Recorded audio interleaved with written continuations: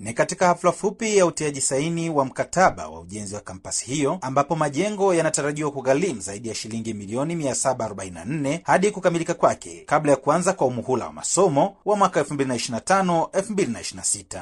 Makamu mkuu wa chuo kikuu cha MUST Profesa Alois Mvuma amesema mkataba huo ni sehemu ya mpango wa taifa wa kuimarisha elimu ya juu, huku akimtaka mkandarasi kutekeleza kazi hiyo kwa uaminifu na kwa kuzingatia muda wa makubaliano. Kimsingi lengo la hizo campus kwa ajili ya kutrain walimu wa amali. Ilikuwa ni sehemu ya kutekeleza nia ya serikali ya kutekeleza sera ya mwaka 2014 ya elimu na mafunzo, lakini ambayo tolewa na mwaka 2023. Kwa hiyo ni mpango wa kiserikali wenye malengo mazuri na makubwa kwa wananchi, lakini pia unaangalia vijana ili kuwapatia skills na knowledge ambazo zitasaidia kwenye maisha baada ya kumaliza masomo.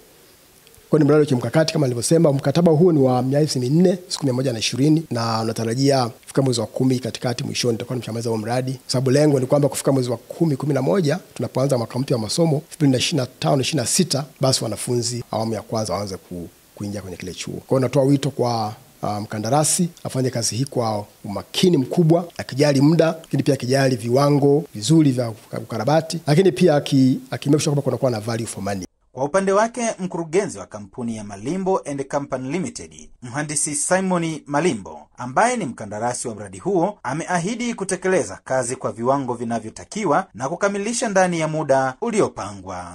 Tumekuja leo tumesaini mkataba wa renovation wa chuo cha MUST kule Mtwara. Tunashukuru kwa kupata fursa hii ya kuwa sehemu ya matengenezo ya kile chuo. Sisi kama wakandarasi tuko committed kwa majukumu ambayo tumepewa, na tunamwahidi mkuu wa chuo kwamba mradi utatekelezwa kwa wakati, lakini pia mradi huo utafanyika kwa ufanisi na hata thamani ya mradi itaonekana. Kwa upande wake, mwanasheria wa chuo hicho Mwanamvua Salim amesisitiza kuwa mkataba huo unapaswa kufuata kikamilifu, na endapo kutakuwa na ukiukwaji wowote, hatua za kuvunja mkataba huo zitachukuliwa. Tunatarajia kutoka kwa mkandarasi atekeleze kile ambacho kipo katika mkataba, kwa sababu mimi ni mwanasheria, kwa hiyo nitasimamia huo mkataba kwa upande wa mwanasheria, na tunahitaji afanye kazi yake kwa ufanisi kama makubaliano ambavyo yapo katika mkataba. Ujenzi wa kampasi hiyo mpya utaifanya MUST kuwa na kampasi 3 hapa Tanzania baada ya ile ya Rukwa kukamilika, jambo linalotarajiwa kupanua fursa zaidi kwa vijana wa Kitanzania kupata elimu ya juu ya kisayansi. Kutoka hapa mkoani Mbeya,